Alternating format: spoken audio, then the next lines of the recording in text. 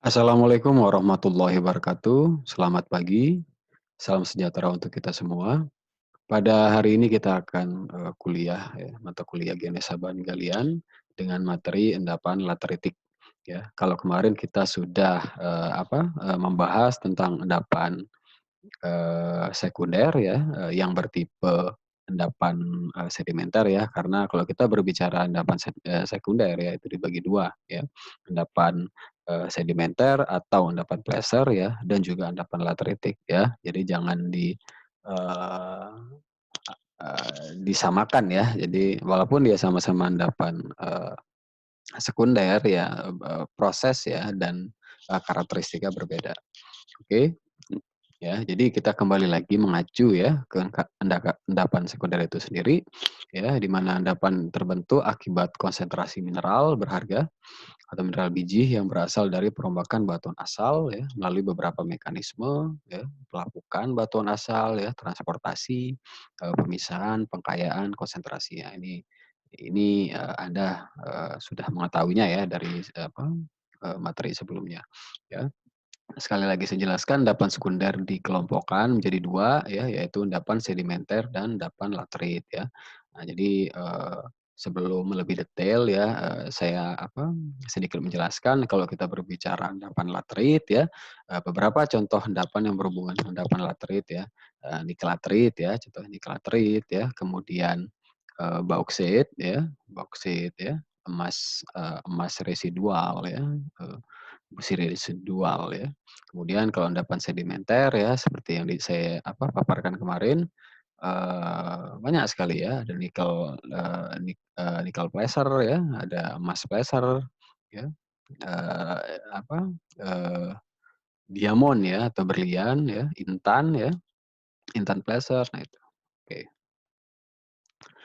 Oke, jadi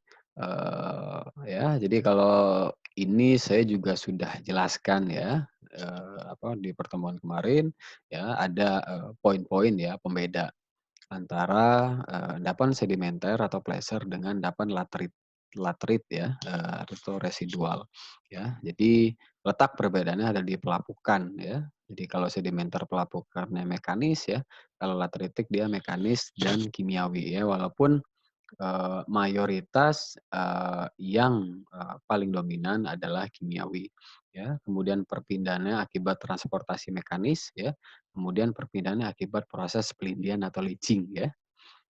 Sorting-nya atau pemilahannya berdasarkan berat jenis ya. Kalau laterit ya dan residual dia akibat dari perbedaan mobilitas ya. Jadi, apa yang dimaksud mobilitas adalah, jadi setiap unsur ya, setiap unsur-unsur itu, dia memiliki, tingkat mobilitas yang berbeda ya. Ada unsur-unsur yang gampang larut ya atau gampang bergerak, ada yang, sukar bergerak atau mobilitasnya terbatas, atau ya, dia tidak memiliki, mobilitas atau dia sama sekali tidak, bergerak.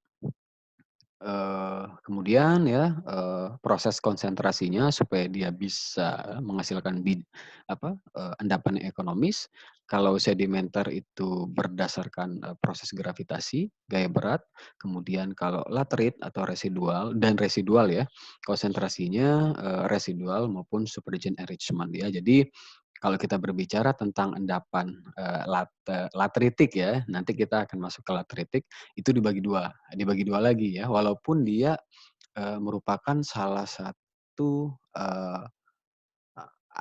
produk ya, produk atau hasil dari aktivitas yang, relatif sama ya, tetapi dia berbeda, dari,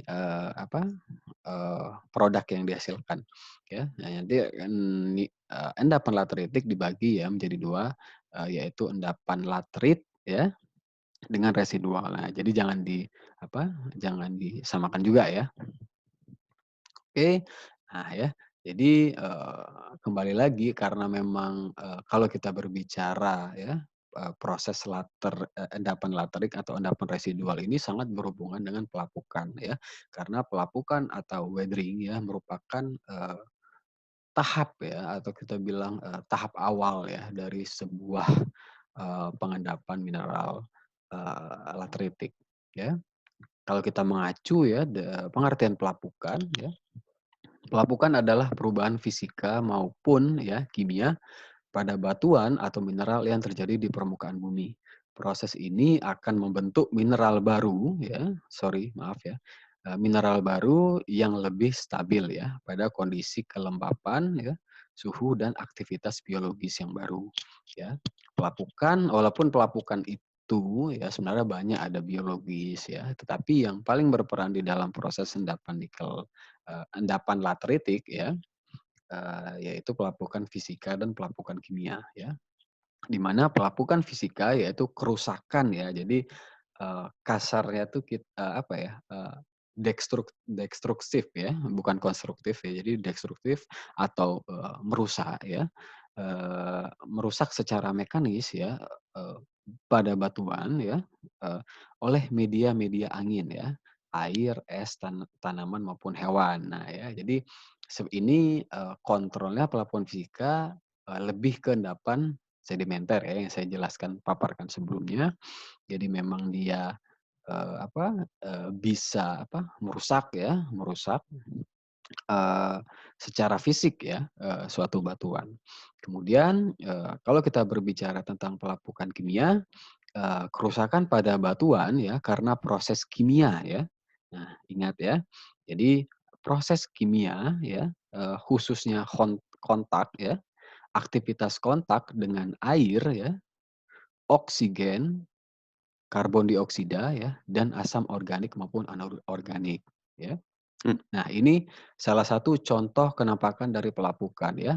Kalau bisa kita lihat perbedaannya, kalau pelapukan fisika memang dia Eee, secara struktur kimiawi dia memang tidak ada yang berubah ya, dia tidak merubah.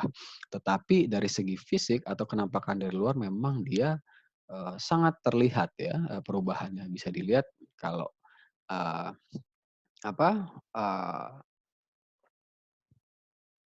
eee, proses ya pelapukan fisika, ini salah satunya ditandai dengan fenomena, pelapukan kulit bawang ya. Jadi seolah-olah dia kayak mengelupas ya, mengelupas seperti kulit bawang ya.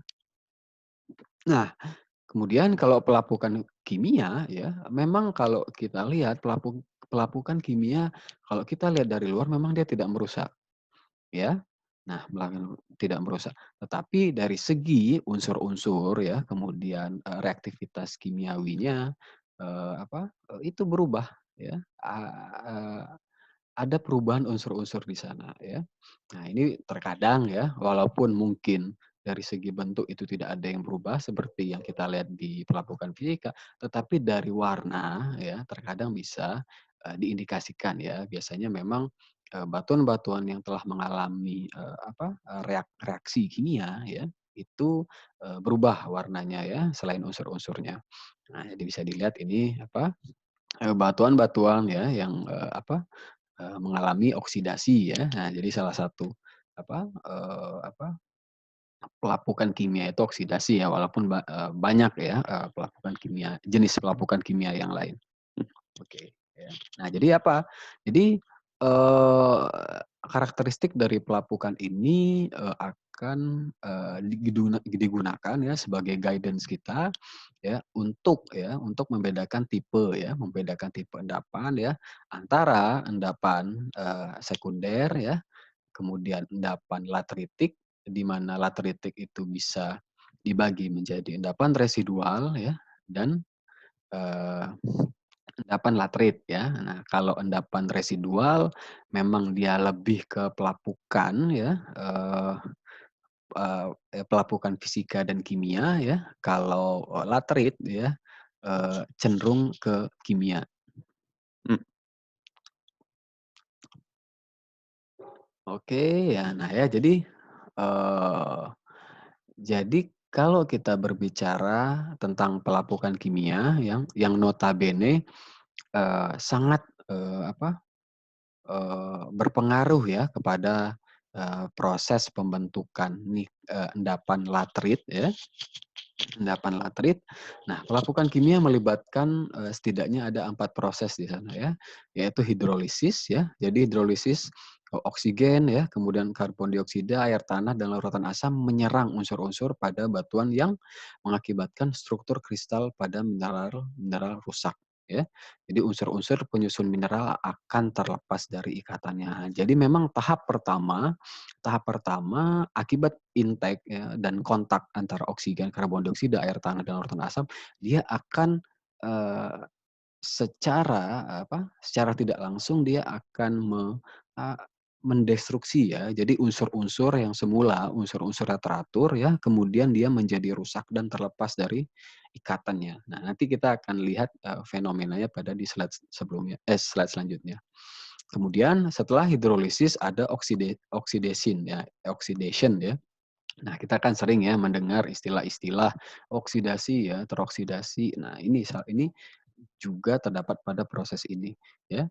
Nah, oxidation ya adalah unsur-unsur yang lepas ya akibat pelapukan kimia yang teroksidasi ya. Jadi memang eh,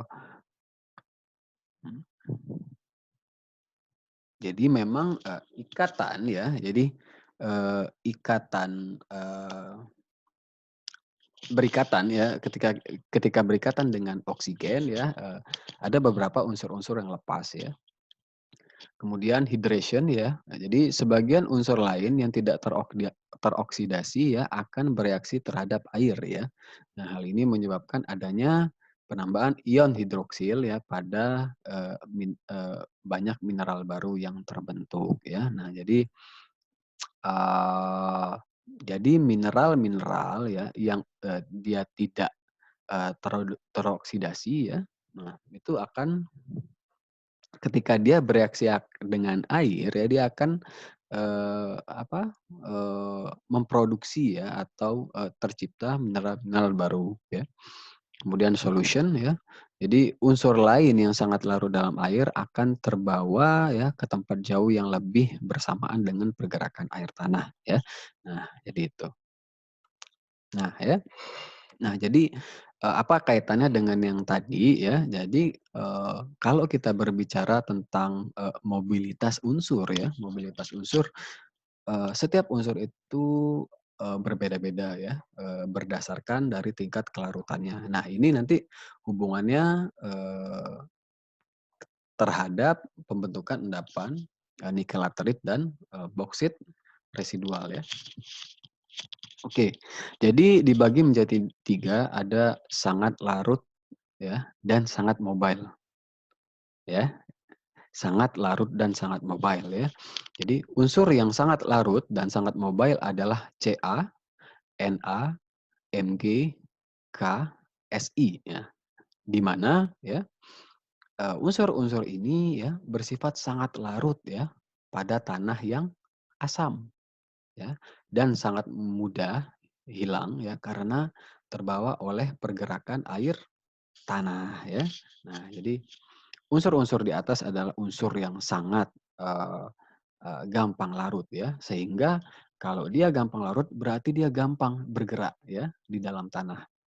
Kemudian yang kedua ada tidak larut ya dan juga dia tidak mobile ya. Gara-gara dia sukar untuk larut ya, dia sulit untuk bergerak atau bermobilisasi. Unsur-unsur yang tidak larut dan tidak mobile adalah Al2, Al3+ ya, Fe3+ ya, Cr3+ ya, Ti, Mn ya. Dia tidak bersifat tidak larut ya dalam air tanah ya pada keadaan pH yang normal ya. Dan unsur-unsur ini berada pada tanah residual ya pada jumlah yang sangat besar ya.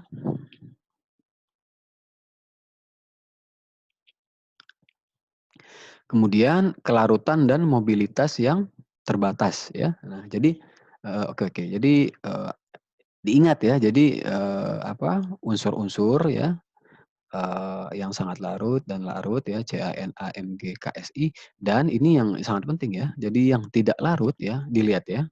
Ada aluminium ya, ada besi, chromite ya, titanium dan mangan ya. Diingat ya karena ini nanti berhubungan dengan endapan-endapan yang akan kita pelajari selanjutnya. Oke, kita masuk ke 3. Kemudian kelarutan dan mobilitas yang terbatas ya. Dia memang bisa ya, tetapi dia sangat terbatas ya mobilitasnya.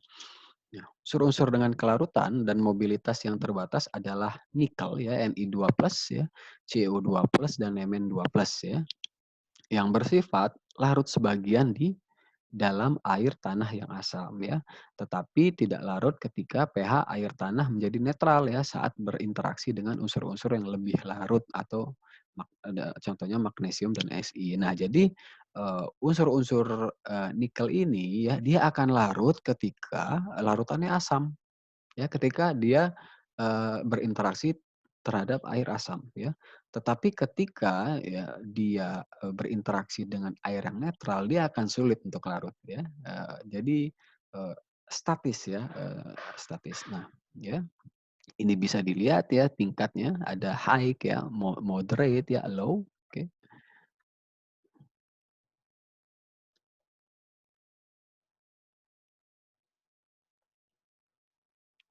Oke ya.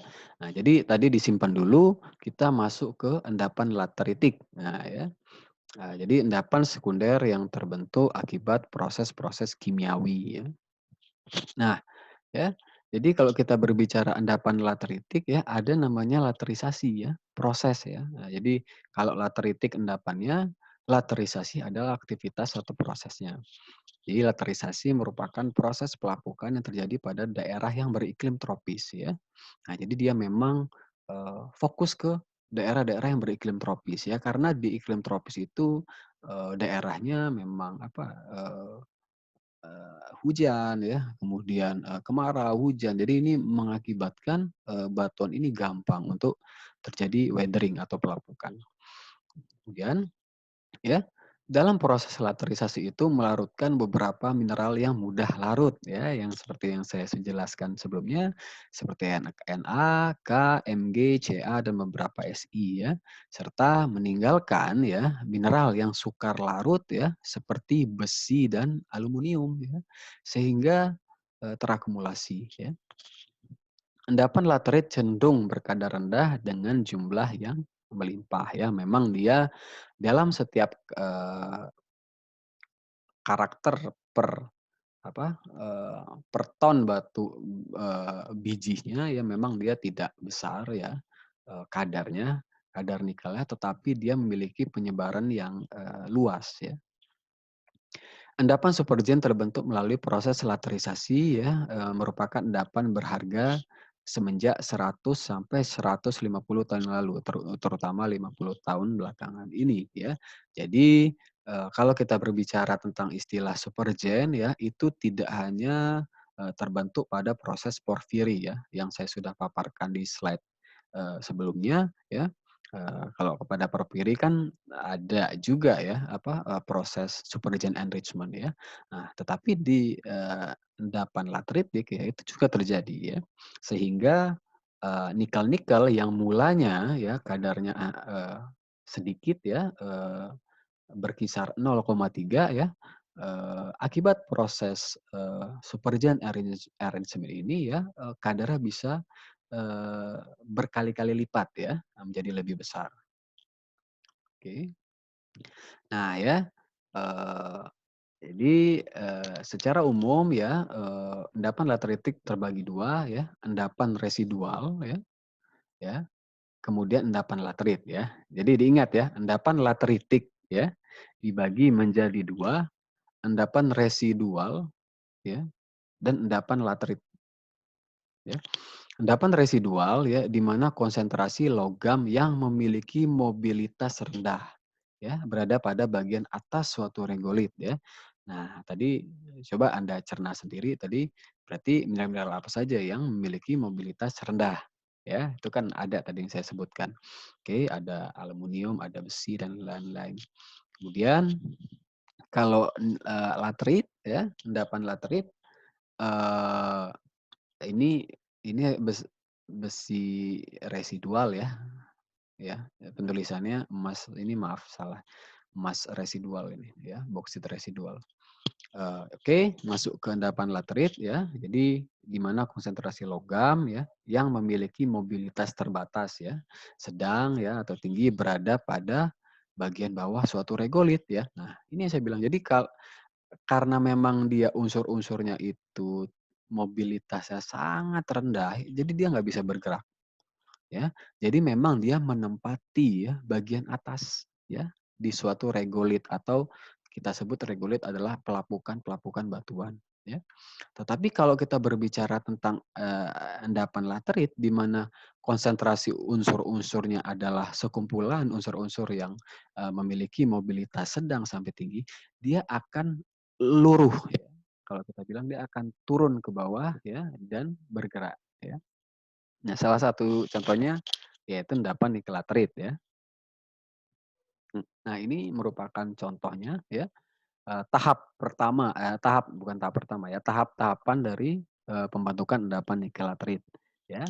Nah, tahap pertama ya saya bilang tadi ada proses hidrolisis ya.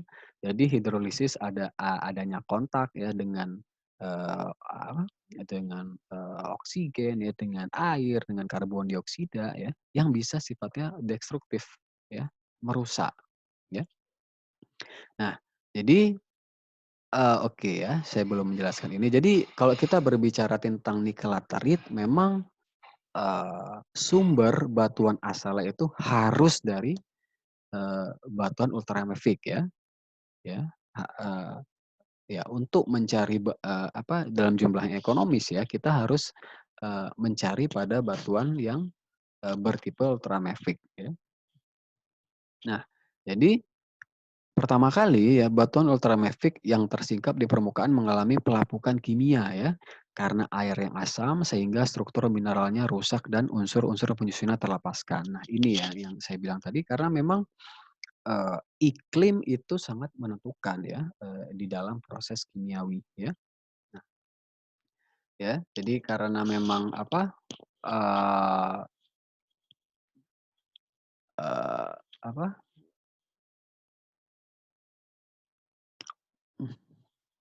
unsur-unsur ya. Jadi unsur-unsur itu eee jika ya terkena air asam itu, dia akan yang saya bilang tadi ya mendestruksi maka bisa dilihat memang, ikatan-ikatan yang semula teratur ya, ada Mi atau MgSiO2 ya, atau olefin ya, itu bisa secara apa, struktur kimiawi bisa rusak ya, gara-gara ada, eee, intake dari air asam tadi ya. Jadi unsur-unsur bisa terlepas ya, yang awalnya menyatu ya dan teratur itu jadi terlepas ya, diibaratkan seperti ini ilustrasinya. Oke ya. Nah kemudian ya, unsur-unsur yang memiliki mobilitas yang rendah ya, seperti Fe ya, kemudian aluminium, Cr ya, dalam hal ini saya menjelaskan Fe ya, walaupun ada yang unsur-unsur lain ya.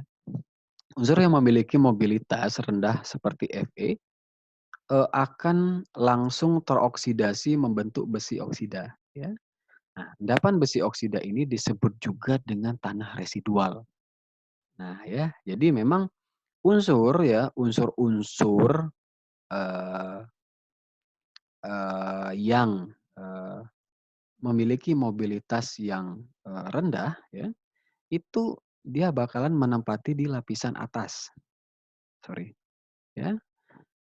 Ya, menempati di lapisan atas ya. Makanya memang kalau kita berbicara tentang besi laterit ya, kemudian, boksit laterit ya, dia memang berada di lapisan atas ya, malahan mungkin relatif dekat overburden ya, karena itu. Karena dia memiliki sifat unsur-unsur mobilitas yang rendah ya. Nah, eee, kemudian ya, eee pada besi ya, unsur-unsur besi yang pada endapan residual ya dia akan, eee, mengalami oksidasi, ya.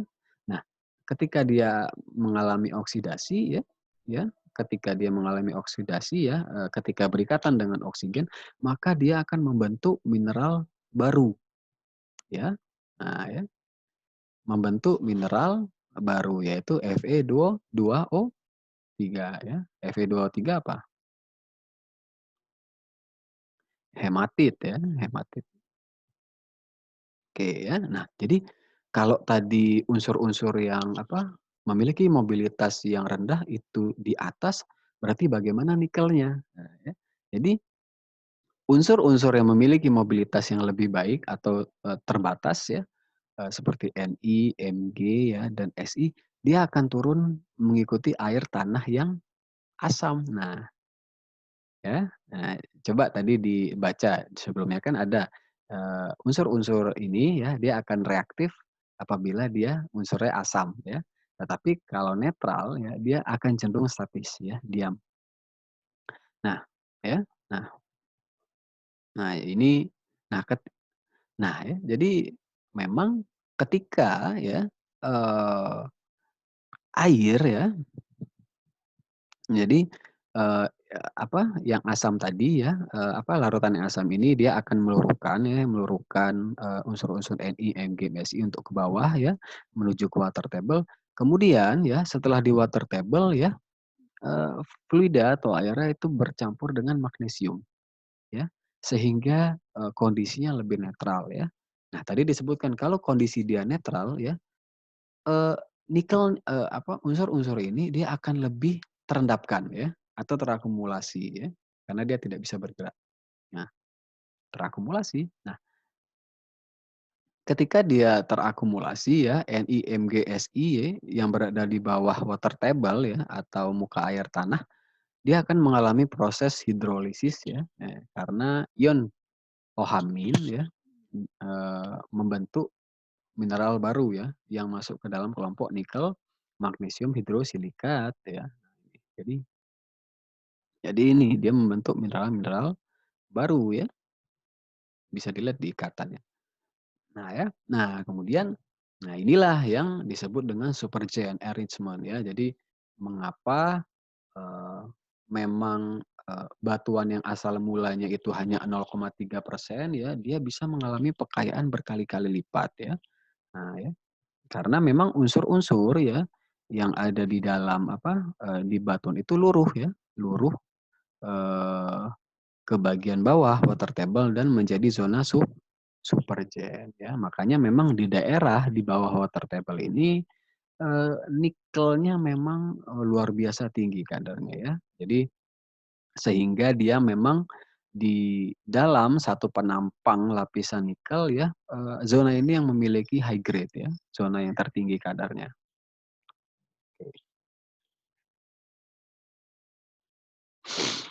Nah ya, jadi kalau kita berbicara tentang nikel ya, itu dibagi 2 yaitu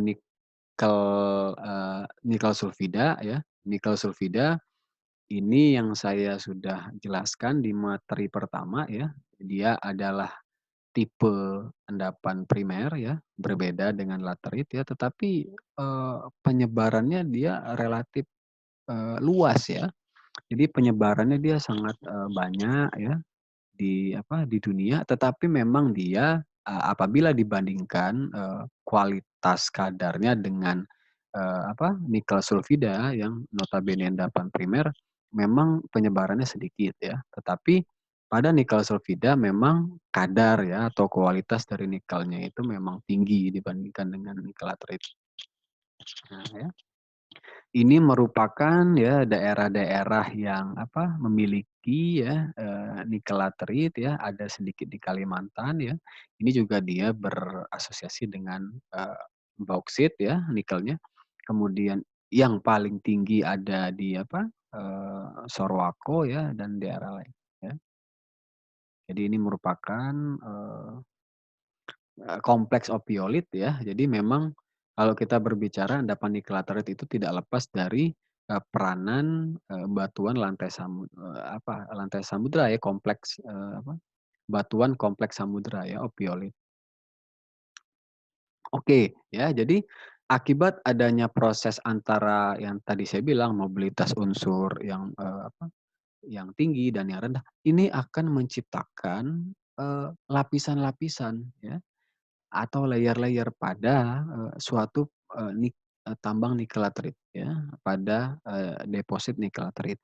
Nah ya, yang pertama adalah iron cap. Nah ya, iron cap atau tudung besi ya, karena memang yang saya bilang tadi, karena memang dia unsur-unsur besi itu, selalu di atas ya. Nah, jadi dia memang, ya berada di dekat overbar dan dia lapisan atas ya, atau disebut juga dengan iron cap ya, tudung besi ya, atau disebut juga dengan, eee, facrete ya, lapisan facrete ya, lapisan dengan konsentrasi besi yang tinggi ya, dan dapat melindungi lapisan di bawah terhadap erosi. Nah ya, jadi, eee, memang lapisan iron cap ini memang dia bercampur ya dengan, overburden ya, dengan tanah ya, tetapi dia memiliki besi yang sangat tinggi, ya ya, besi yang sangat tinggi ya walaupun nikelnya sudah sangat-sangat sedikit ya. Kemudian bergerak ke limonitik ya, ini juga bagian overburden ya, bagian atas yang relatif kaya dengan oksida besi ya, namun berakumulasi dengan tanah penutup atau topsoil ya. Nah, jadi ini, mineral utama yang, ada pada limonitik ini pada umumnya mineral geotit ya, geotit. Oke, kemudian ini bagian limonitnya kalau ini sudah agak bercampur overburden, kalau ini masih batuannya. Bagian yang kaya dengan oksida besi ya akibat dari proses pelindian pada, pembentukan zona saprolite ya. Nah ini emang, ada nikelnya tapi sedikit. Nah ini yang saya bilang ya, yaitu, akibat proses Spurzheim enrichment ya. Jadi yang pengkayaan yang paling-paling besar ya, terjadi aktivitasnya itu di zona saprolite ya.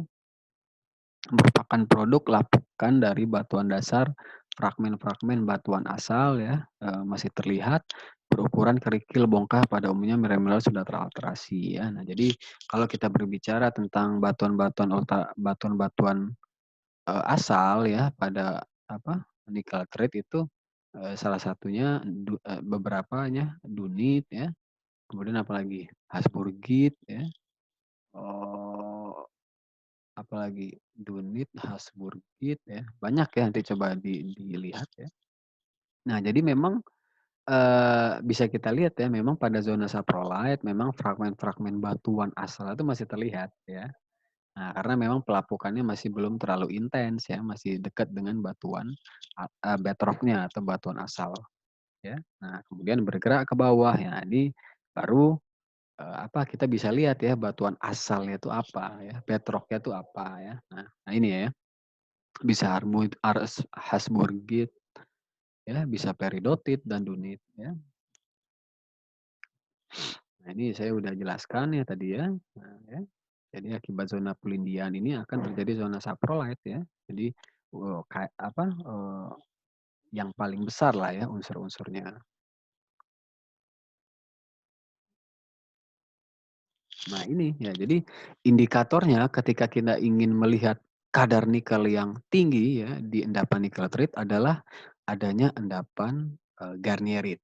Nah ya, jadi mineral-mineral garnierit adalah mineral yang digunakan sebagai penciri ya, endapan-endapan yang, memiliki nikel yang ekonomis ya. Bisa dilihat garnierit ini warnanya sangat cantik ya, warnanya hijau ya. Oke. Kemudian ini adalah, garnierit ya, mineral garnierit, bisa kita lihat dia hadir sebagai pengisi rekaan pada batuan ultramafic ya, oke, ini ya. Jadi kalau kita berbicara tentang mineral-mineral ya, mineral-mineral utama ya pembawa nikel ya, atau yang ada di dalam nikelatrit ya, bisa dilihat, biotit, mangan oxide ya, montronite ya, garnierit, klorit ya. Nah ini, bentuk di lapangan ya. Jadi jangan jangan diharapkan ya bentuk di lapangan ya, ideal ya seperti kita lihat di, eee gambar ya, enggak ya. Jadi memang dia, eee, bi bentuknya bisa berbeda-beda ya. Nah sesuai dengan bagaimana proses terbentuknya dulu ya, bagaimana topografinya, geomorfologinya, nah ya. Jadi jadi tidak selalu lurus saja ya, jadi tergantung eee, faktor-faktor yang saya bilang tadi ya. Nah ini bisa dilihat ini ada bedrock-nya ya, Ini saprolite-nya ya. Ini kalau kita ngelihat secara dekat mungkin kita bisa lihat ya, mungkin di zona saprolite ini ada apa, deposisi dari endapan, mineral garnierit ya. Ini udah tahu, udah lihat.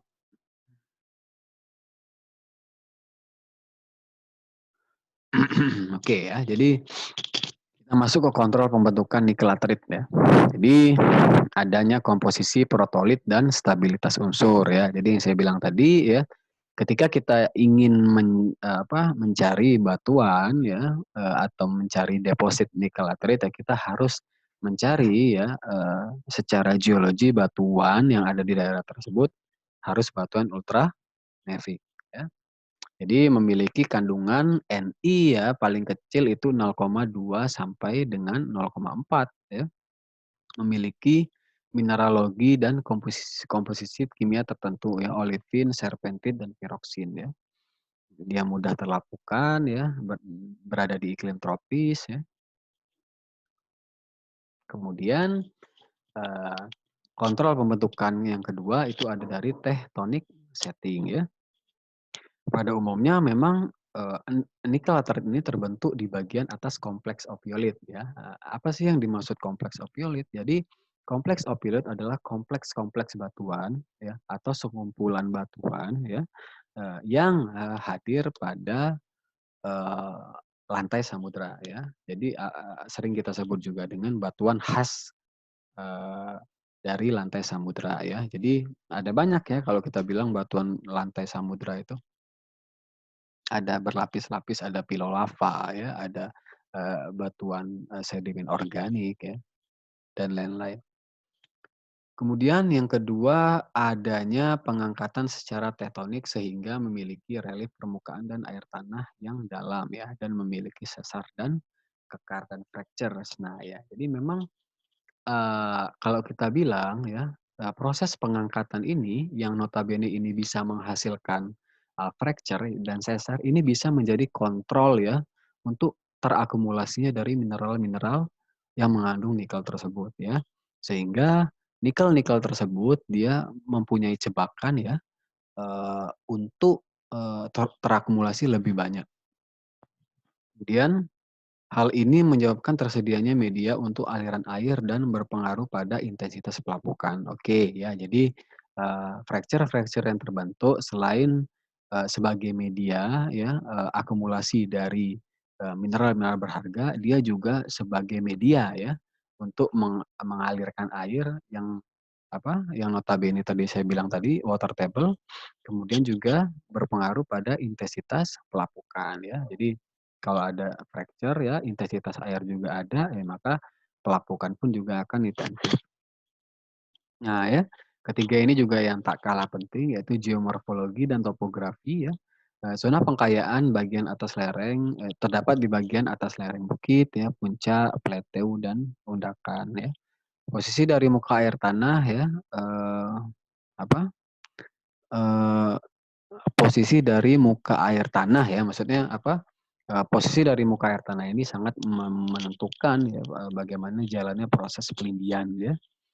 Kemudian pada sesar atau fracture yang intensif memungkinkan berkembangnya pelindian secara lokal dapat terbentuk zona-zona yang kaya. Itu yang saya bilang tadi ya, kalau sesar bisa menjadi kontrol akumulasi mineral-mineral berharga. Ya, ini bisa iklim ya, iklim juga ada ya. Di iklim iklim ya. Jadi temperatur yang hangat, kemudian tingginya curah hujan ya, dikombinasikan dengan tingginya aktivitas biogenik ya. Nah, ini akan mempercepat ya proses pelapukan ya.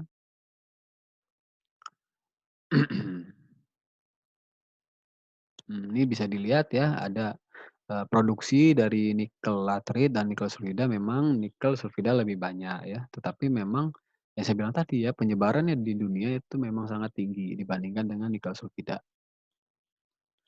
Nah, ini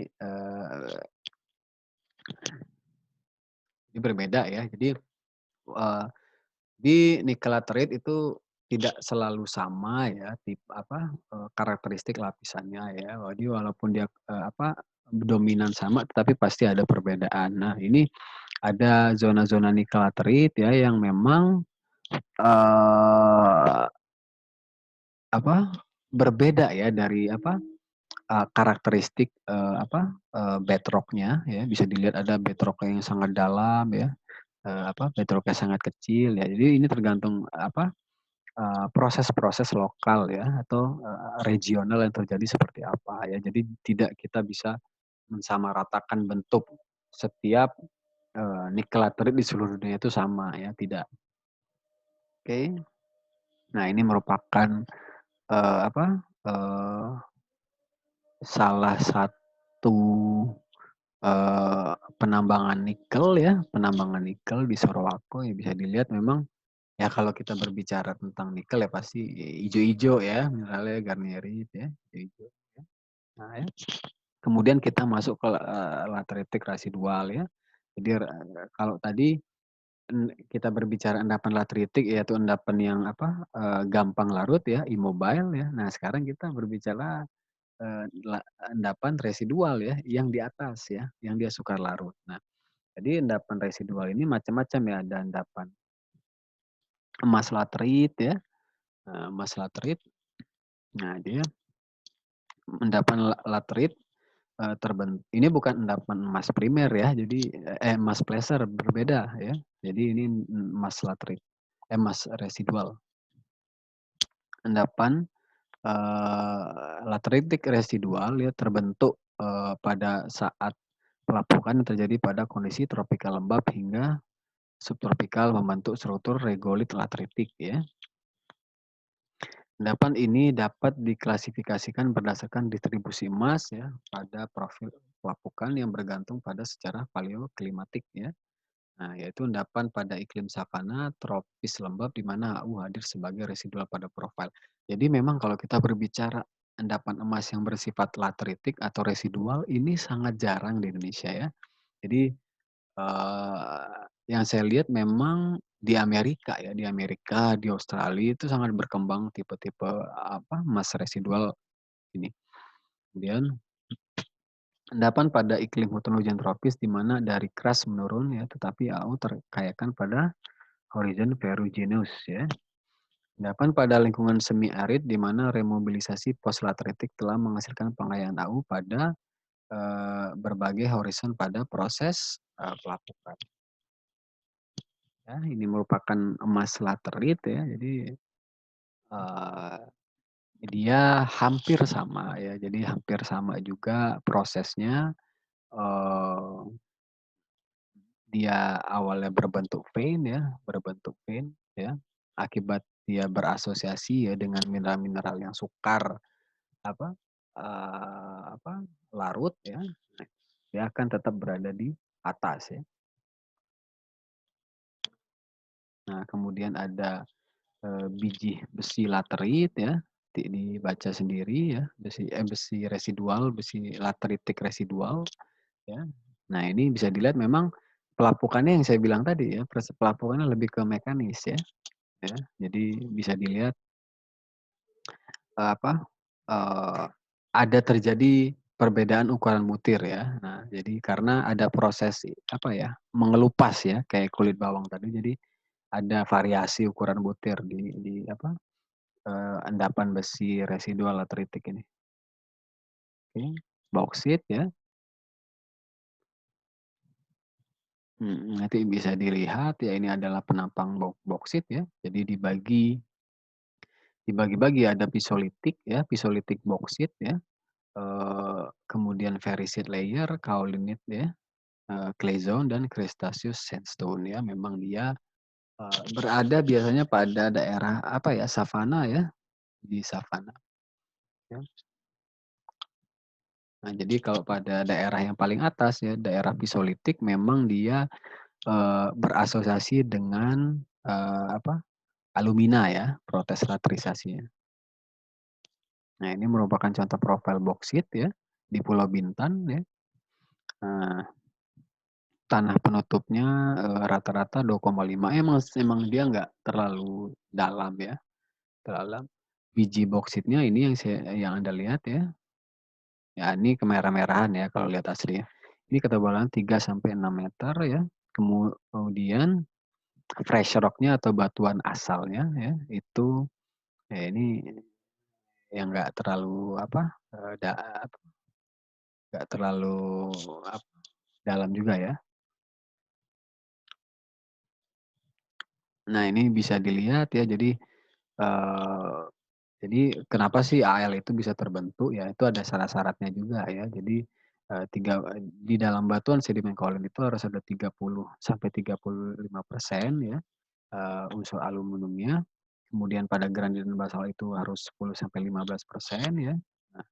Nah kemudian, di batuan dengan kandungan kurang dari 15 itu ternyata dia juga, bisa ya membentuk boksit, lateritik ya, residual.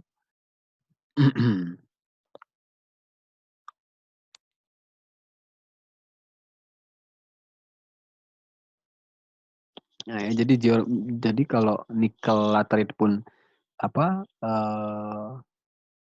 berhubungan ya dengan geomorfologi proses pembentukannya dan boksit juga ya. Jadi setting geomorfologi merupakan hal yang perlu diperhatikan ya dalam bentang laterit yang luas sebagai hasil dari pelapukan dan erosi yang terus-menerus ya. Boksit laterit pada masa lampau terbentuk pada permukaan datar dan ditemukan sebagai bagian dari dataran tinggi pada masa kini ya. Dataran tinggi boksit merupakan sisa dari permukaan datar pada masa lampau yang memiliki kemiringan 1 sampai 5 derajat. Sehingga secara regional paleosurface yang sama mungkin terjadi pada ketinggian berbeda. Nah, jadi memang pada pembentukan nikel laterit ya dan juga boksit laterit memang geomorfologi sangat menentukan ya. Jadi pembentukan yang, morfologinya itu sangat curam ya lerengnya, dia akan tidak terendapkan secara ekonomis ya. Nah, tetapi kalau landai ya, tidak terlalu dalam ya, tidak terlalu curam ya, tidak terlalu datar juga ya, itu dia bisa menghasilkan, endapan yang ekonomis ya. Kemudian ini bisa dibaca ya, ada kondisi iklim ya dan paleoklimat yang mempengaruhi ya. Nah ini pada saat proses eksplorasi ya, jadi ketika kita ingin mengetahui profil-profil boksit ya, nah itu bisa dilakukan, test pit ya, karena memang dari segi kedalaman ya, endapan boksit ini tidak terlalu dalam ya. Nah, jadi ketika kita melakukan test pit ya, jadi kita bisa menganalisis ya secara geokimia ya, unsur-unsurnya seperti apa, kemudian ketebalannya seperti apa, kualitas atau asosiasi mineral boksit itu dengan apa saja. Nah, ini merupakan sampel boksit ya, jadi memang dia bentuknya kayak apa ya, sudah lapuk, udah udah berbentuk ukuran butir ya. Nah, ini ya, contohnya boksit yang telah dicuci ya, oke. Nah, jadi, kalau kita lihat nih kayak apa ya, kayak tanah ya, kayak tanah biasa, tanah merah yang mengalami pelapukan ya, hampir sama lah kayak gini, ya, oke. Nah ini, salah satu contoh reklamasi ya dari penambangan boksit ini, apa ya, kalau kita berbicara penambangan boksit mungkin, lebih usahanya ya dalam proses konservasi reklamasinya juga harus lebih tinggi ya usahanya karena memang dia, di dalam tambangnya mendominasi Fe-nya sangat tinggi ya, besinya sangat tinggi. Oke, jadi sekian, eee, pengenalan materi endapan, lateritik ya. Jadi saya bilangnya pengenalan ya karena, eee, saya merasa ya kalian harus, membaca lebih banyak ya referensi-referensi ya terkait dengan endapan lateritik.